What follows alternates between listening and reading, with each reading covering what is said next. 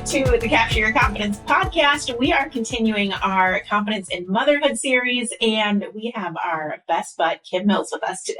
Thanks for having me. Yes, thanks for coming back. Of course. You know, you're like our mother mentor, right? So everything that you experience in motherhood, we're just like the phase behind you. So we just kind of look to you to figure out what's coming for us. I mean, first of all, that I have those people in my life too. I think it's really important that you anchor yourself with people who have children who have paved the way before you, so you know what's coming. Mm-hmm. And I always think it's good to have friends that have younger children too, because it's like, it sort of reminds you where you've been, but there are so many moments, I feel like, when you're in those first stages with whoever, you know, however old your kid is, it's the first, right? So you're just trying to figure it out. Mm-hmm. So you gotta help your girls. I do notice this, that whenever I see a mom in the trenches with really littles, I will look at her and like, there's no advice. I'm just like, I see you. Solidarity. I see you. You're because everybody else that's like further out is like, oh, they're so sweet. I miss those times, like whatever. And I'm like, no, girl, like I see you. Yeah. It's hard. And so I think too, you know, like you were saying, it's really great to have someone who's just literally one step ahead. Because if you get too far ahead, then you can't relate anymore. That's right. Oh my gosh. Yeah, exactly. So one of my, I used to call her my oldest friend, but we realized that's not good. She's my first friend. So we've literally been friends since we were 3, and we got to spend some time together this summer. And she has 3 kids, one out of school, one just graduated from college, and one's halfway through college. So I'm about to enter these chapters, and they're scary. Mm. So, you know, I look at that, and what I love is she doesn't hide the messy chapters with me, but, you know, you also realize like, it's okay that they're going to be messy and they're going to be bumpy. And a lot of what I'm realizing at this chapter is it's not my choice really anymore, right? Like you're really trying to like lead, and hopefully they make the right decision, but it's not my decision, right? Like a lot of these decisions aren't my choice anymore, but you hope that you just hope you, I guess, planted enough seeds with them that they're going to make the right decision.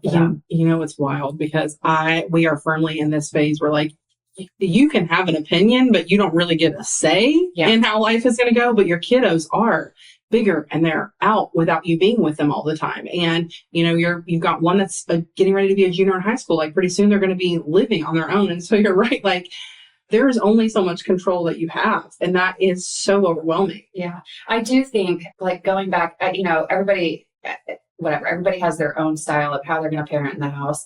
I think we probably leaned more on the stricter side of things when they were younger, but you realize what your kids thrive in, and routine was big for us, and we needed it too. Like the rules and the structure, all of that was very helpful. So now maybe you like let out the leash a little bit, but we still have the routine and the structure, even though maybe the time, like, I mean, it's summer. So like they're not getting up as early as maybe I would love them to, but they're getting up and they're moving and they're getting out the door. It's just like those routines are still very important. But I don't know. It's a hard, I mean, anybody that says it's easy is lying. Yeah. Okay. So this actually is a natural transition, but we were just talking about Whitney's garden and how she has put in a couple years of hard labor. And this is a season of life where you're not as present as maybe you want to be for the garden. Yes, I'm neglecting my poor baby child so hard. And what's the garden doing for you? Like showing up. And I do think that this mirrors so much of what you're saying. I have not paid any attention to this poor garden. And every time I go out there, I just look at her and I think, I don't deserve you. You're so good. Like, how do you continue to provide and yield and do what you're doing without any attention from me? And I do think that this mirrors motherhood so much because when they are little, you are planting and tending so hard to what you're doing. And then when they get bigger, it's less tending. Like you're not fretting any less over it, but it's less physical tending. And you're watching them still show up and yield and do the things, right? Well, and I think, you know, as your kiddos grow up, so I've got one, you know, in middle school and one in high school. And I think it's so interesting to me how, like, I don't want to use the word control in a bad way, but when they're young, you really do have a lot of control in the sense of like who they're playing with, who the parents are, all these things.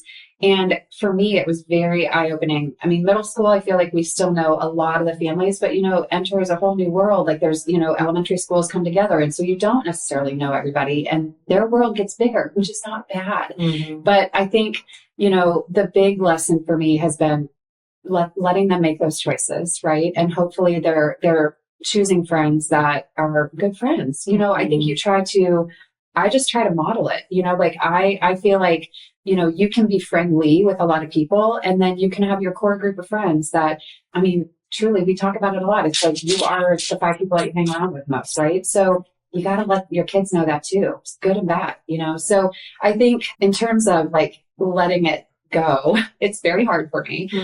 But I do think they're starting their own little people, right? Like they're starting to find their own interests. They're starting to find, I think maybe even like what they want to go into for a career and things like that, which is just all of a sudden, it's like the conversation just is different. It's like, tell me more about it. Like, it's almost like they've been curious for so long, but then you've got to remember, be curious about what they're interested in.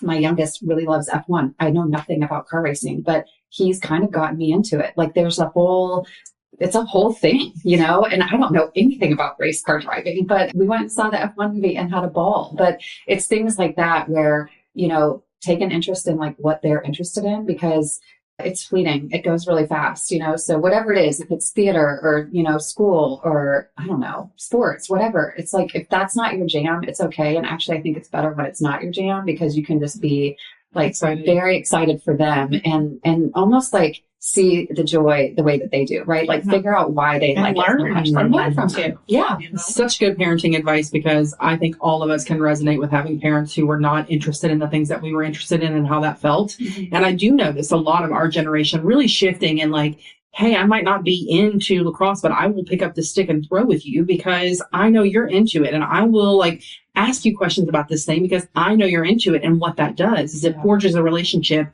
that will span a lifetime, because when they get older, if you've shown no interest in them, they will stop showing interest in you, my friend. Yeah. Real quick. Well, and I mean, God, I could do a whole episode just on sports parents. My goodness. But I think, what I've learned just on the sports front, I've got kids doing lacrosse and golf, which are intense in different ways.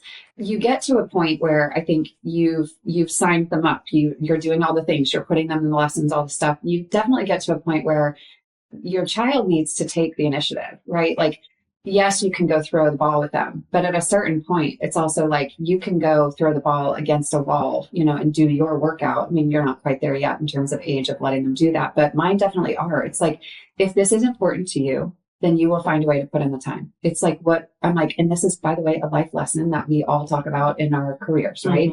If it matters, you're going to find the time to do it. And if it doesn't, then maybe evaluate, make sure, I talk about alignment. Make sure if you're upset, are your actions really like matching up with the goal, right? And so we talk a lot about that in our house, because sometimes they're out of alignment, and it's fine. I think what I've had to let go of is the goal. Like, it's not my goal, right? Like, especially in sports, I see it all the time where these parents are just, it's their goal. Yes, and they're pushing their pushing their children to achieve that goal. It's like, your kid might not want to do that. And that's okay. Like, they can still get a lot out of sports, but let them figure out what that goal is and help them figure out what that goal is. I think kids sometimes struggle with like, I don't even know how to do that. So I think those are really cool conversations that you can have when they get older. But man, like letting go of the goal and just helping them understand, like, whatever it is you're trying to achieve, you can take little steps every day to get there. But if you aren't doing those little steps every day, you're probably out of alignment of, actions to the goal. Yeah. I want to talk a little bit about finding your core group of moms that you can resonate with. Because we talk about this a lot in terms of, finding friends who you align with just as a person. Or even with your career. I mean, But then like you throw in the motherhood into the mix. I mean, there could be some people in your core group who actually don't parent similarly to you, right? Who that part is not in alignment. So maybe that's not like the mom crew that you are building. Yeah. So how has that kind of formed for you? And then I want us to talk through tips that we might have for people who may be struggling. Yeah. So I have a mom group. There's 4 of us, and we met when our kids were in daycare. So we have gone through motherhood together in terms of like, oh my God, like whatever, all the things like, oh, they're ready for a sippy cup, or like, all those stages. You're like, I had no idea.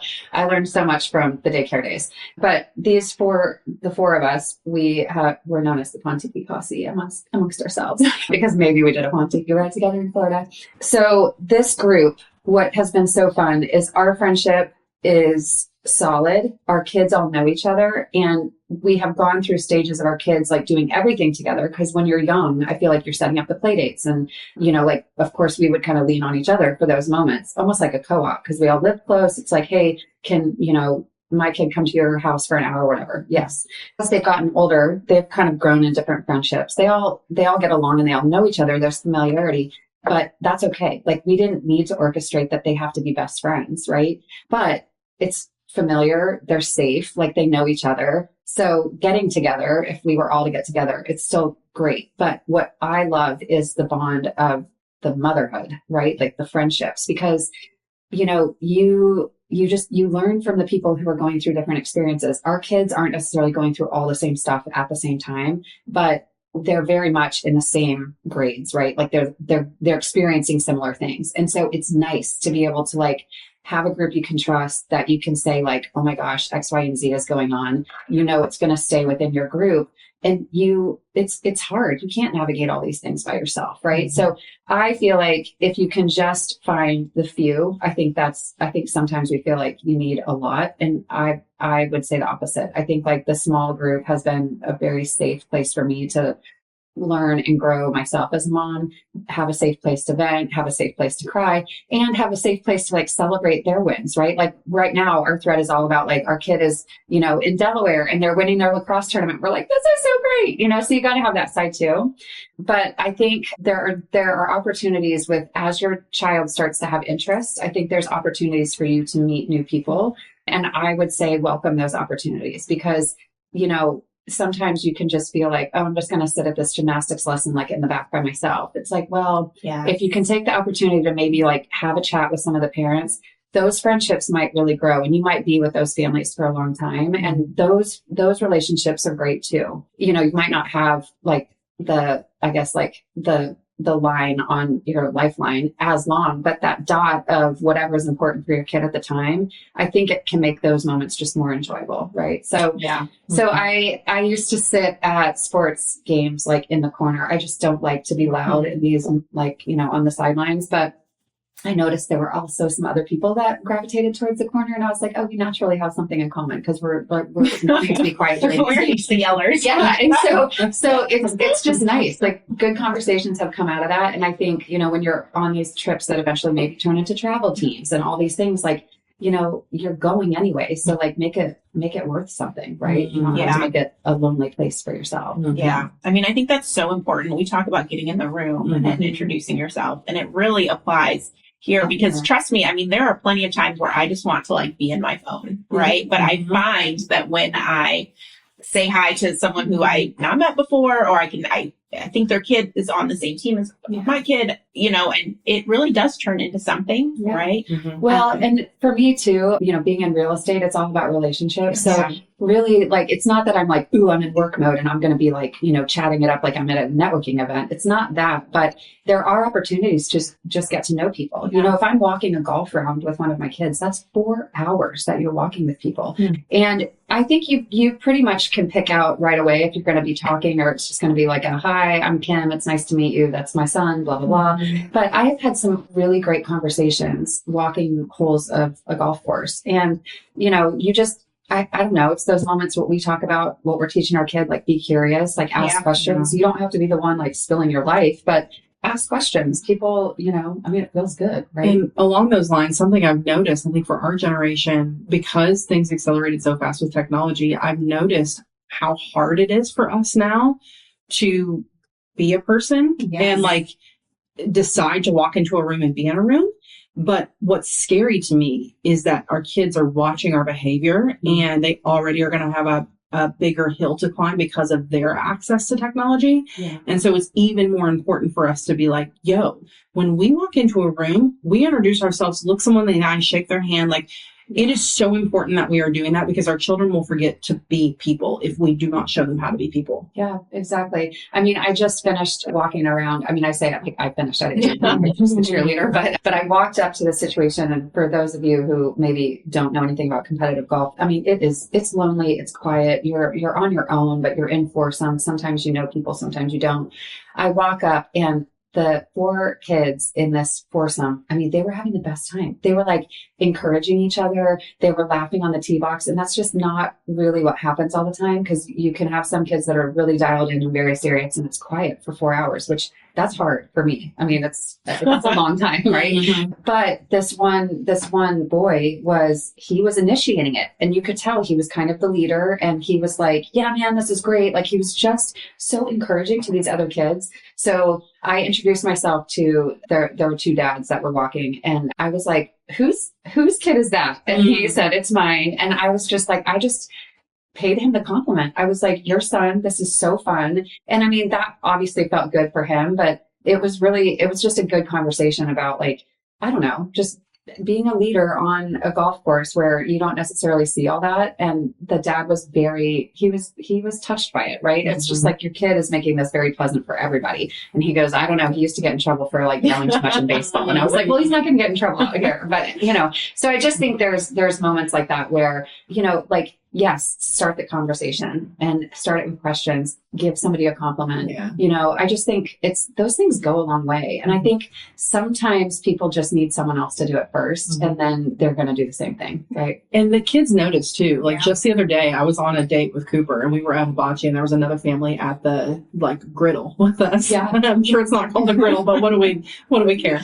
And this little boy, he was a year older than Cooper. You're having casual conversation, and the boy ordered dinner, and he was so polite. And after it was done, Cooper goes, Mom, he has really good manners. And I was like, he does have really good manners. You know what? And that's really cool, because he obviously learned that, and we could have good manners too. Like, please, could we please say please and thank you? I don't know. Yeah. But they noticed. Yeah. And so that boy who was encouraging others, like the other boys there were like, oh, I could be that guy. Like, I could do that too. Yes. And this is what I've often given advice to my oldest of, just if it's not there for you that day, and this could be in anything, it could be in school, sports, whatever. If it's not there for you, pour into someone else, because it gets you stop thinking about like the crappy round you might be having. And guess what? Eventually it turns around for you, but you're pouring into someone else. It's going to help them, and it's going to help everyone around you. And it inevitably starts to help yourself, So yeah, get out of our own ways. Get out of your own way. And manners go a long way. Please and thank you. Especially as they get older, I'm telling you, if somebody comes in and they, shake my hand and hi, Mrs. Mills, it's nice to meet you. I'm like, that goes a long way with any parent. Yes, you're allowed to hang out with that kid. No, you're not allowed to hang out with that kid. Exactly. Right? And I just do think it's it's so important for you to have other people in your community that you can look to what's ahead, as we mentioned earlier. And, even my kids being around yours now, like Jackson, your oldest, has been babysitting my kiddos, and Cooper loves it. And he learns so much about behavior and being a bigger kid from that proximity. So it's just the gift that keeps on giving, for sure. Love that. It can be, listen, there in 1 hour, you can have the best moment, and then you're on your knees, crying, because it can just do that to you. Motherhood is not for the weary, but I think sometimes, especially, if you're balancing work too, and you're a high achiever, you can just get into these spaces that feel lonely, no one else is feeling this, or I'm the only one that's struggling with this. And it's not true. But I think those are the moments that you just have to really be brave with yourself to just find somebody to have that conversation with. Find a girlfriend that, maybe they aren't in the same stage as you, but you can still share it, because if they haven't been there, they will be. And if they have been, I guarantee they have some good words of wisdom. I feel like my mom, one thing that she always said to me is that, this too shall pass. And it's true. I think when you're in any phase, good and bad, when you're everything is kind of even keel, I also know it's not going to stay like that forever. So enjoy it while it's happening, but this too shall pass. If you're in you're in the trenches, find a friend, but no, it's not going to be like that forever. Yes. And the other thing I want to talk about is asking for help in motherhood, and not just someone to watch your kids, but someone to resources, right? I think we just keep all that inside. If our kid is struggling or if we're struggling, and how we get help for ourselves, for them, communication skills, all of that. I think sometimes we just put on a good show when we're in public, and then we go home and are not communicating properly, right? And we're irritated and we're frustrated. And I just think that's such a big piece of the puzzle, to just be vocal about it and vulnerable and share like, hey, we use this therapist, or I listen to this podcast, or here's something that might be useful. I was terrible. The first year of Jackson's life, I was so bad about asking for help, like terrible. And even just with my husband, like he had never really been around babies. And, I just felt, I don't know why, I just was like, I'll just do it. Right. Instead of just being a little more patient and like, being like, well, this is how you can do it, or, do it your own way. And I'm not going to get mad. I mean, that was stuff I had to learn. Thankfully, let go of the way it needs to be done. And there's a lot of ways to do things. So that was tough. And I think with our second, of course, it's your second. So you're like, okay, this is not going to be the end all be all in all these moments that you feel like, you're so ramped up about. But man, asking for help, I think, especially as my kids have gotten older and maybe they start to take interest in things that you have no clue about, you have to ask for help and you have to be curious and you have to be navigating I think like, even if I'm thinking just about school, like, you get into middle school or then you go to high school and they're figuring out their schedule and all this, they really do want your kids to kind of lead that conversation. And so they are like, my kids set up their schedule with very little help from me. So I have to insert myself into the conversation of just like, do you need any help? Like, what questions do you have? What classes are you taking? And then not judging what they're taking, but just making sure they recognize their own path, right? So taking this could create like bumps, 2 or 3 years from now. So just make sure you're talking to your counselor about this, right? Like they also need the help and they can start to do things on their own. But I think the gatekeeping is terrible. Oh my God. What's funny is I don't actually think that women want to gatekeep. I think they are afraid to look like they don't have their shit together, so they don't talk about it, and then no one shares solutions. And I have worked so hard on like letting people in over the last 5 years, and you guys know, like, you're in the mode, so you get it and you get my questions and you see all the stuff that's happening with me, whether it's good or bad. But like, I struggled so hard to show those hard parts forever, and then because of that, I couldn't get the help that I needed. But like the minute that you start to say, hey, like, I'm really struggling with this one thing, then your village can say, oh my gosh, this, me too, or try that. And they just don't know how to help you if you don't ask for it. Yeah, absolutely. Well, and like I said, I feel like I'm still on a journey to be asking for help in those moments. And, your kids are learning from you too, right? Like, so showing that you don't always have the answer, or showing that, things are confusing or frustrating or messy at times, I think are really important when your kids are in the car with you or whatever, like just not feeling like you always have to have every single answer and it's all put together. Because I think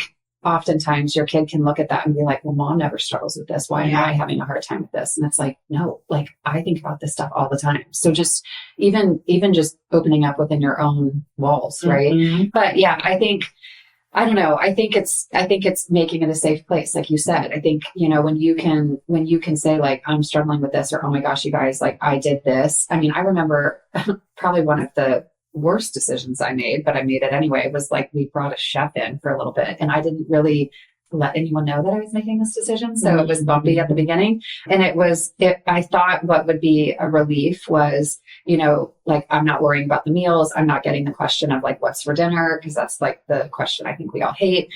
But I was doing this by myself and it was not the right solution. Had I brought other people in, like my husband and even the kids, it's like, will this work? Will we all eat this? It's like, well, maybe not, but we gave it a try. So it's like, it's worth it. I think sometimes you do have to try things and then be okay saying like, okay, that doesn't work. Let's try something else. Like get scrappy and like, fail forward, right? Like just like when it's not working, no, it's not working.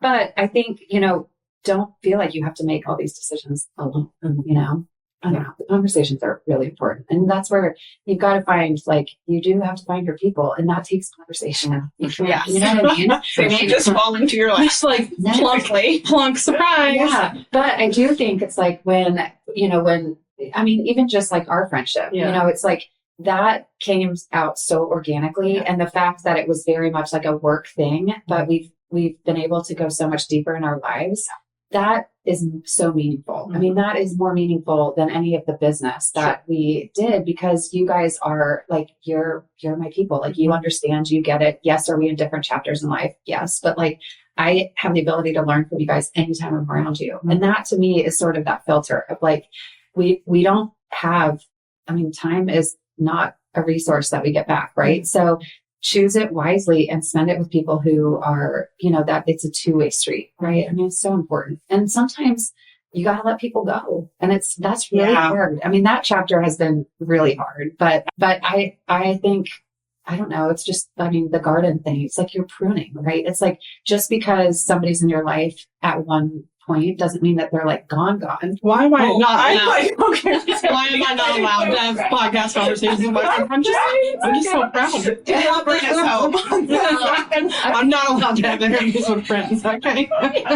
Tears are good. Tears are good. But I do think like the pruning is important, because I don't know. I've had friendships that come and go, right? And when a friendship starts to feel like it's fading for me, there's not like necessarily a breakup conversation that happens. Right. And that's, I choose that, right? Because people also come back into your life, right? And I just think it's okay. It's okay to like feel like a chapter has closed. For sure. Yes. And there's also, I think it's also important to kind of distinguish. I mean, there are plenty of friends that I have who I love our friendship in a certain area For a thing. Like me and parent totally different. Our kids are in the same age or in the same class or wherever. And there's nothing good or bad, but like I'm not sharing certain things with them because I know that they do things in a way that's not in alignment with how I would do them. Exactly. Right? It's not good or bad. For sure. And so it is okay. It doesn't have to be this like, you know, I think we are lucky that we are able to spill into a multi-dimensional friendship. But I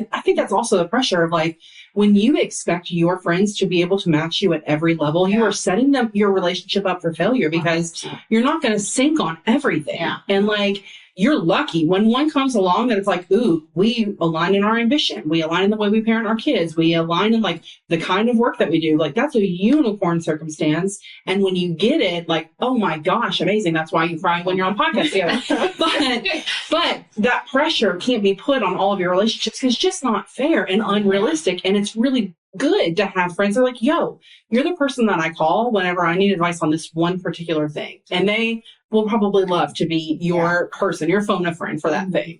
Well, I look at it too, like, I guess like concentric circles, right? Like, so you have your like core people who maybe you've known them for your life, which if you have friends like that, I think you're very, very lucky. But maybe it's just like those people who like, they've imprinted and like they are with you through the thick and thin, right?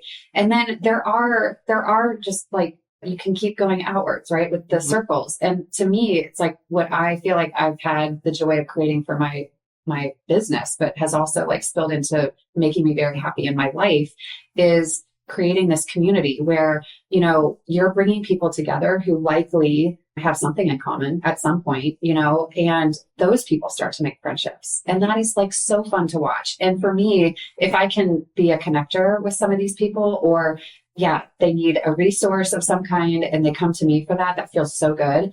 Even if we're not like going on a super deep level, right? Because I think, I don't know, maybe it's my age. Like, I don't know, I'm almost 50. Like, holy cow. But I think at some point you start to realize, like, why not share all of this, right? Like, why not introduce, you know, person A to person C and see what happens out of that? Because it's like, it's not about me, right? It's about whatever the gift is that this thread of people have come into my life. Like, I want them to know each other, because really cool things can come out of that too. And that's the ripple of confidence, right? I mean, we see this all the time. Like a woman who shows up and says, oh my goodness, I need to connect you with so-and-so. And she's not worried about not being included or missing out on an opportunity or business, because she knows that's what's great for the other person. Like, that's how you can tell someone is really rooted in their own self-confidence, and they know that the value they bring isn't always in being the person that solves a problem, but potentially the person that might introduce you to the person that solves a problem. Yeah, right. Exactly. And trust me, like that wasn't always there. But I feel like, I don't know, like when I think of the decades of life, like 20s are messy and it's be selfish in your 20s, right? 30s, you start to figure out, I think, how to like let people really in to your life. 40s, you stop really caring about what people think. And it's been so freeing, because I probably will say this, maybe put it on my gravestone, like recovering people pleaser. It's like, it's okay. Like, I think I want people around me to be happy and have what they need and all those things, but I'm realizing I'm not really in control of that, right? Mm-hmm. Like, you can put things on the table and people can choose them or not choose them. Mm-hmm. And I can't make the choice for them. So just letting go of whatever the reaction is. Like, you control your action, but you don't really control much else, Mm. Yeah. Oh, such a good conversation with you, Kim. So we're going to dig even deeper into, motherhood and business and life and, figuring out how to work smarter, not harder in another episode. If you want to dive even deeper to those topics, you have got to come to State of Women. It's happening on October 9th, and you can find all the details at the link in our show notes. We'll see you there. Yes. Thanks for being with us, Kim. Thanks for having me.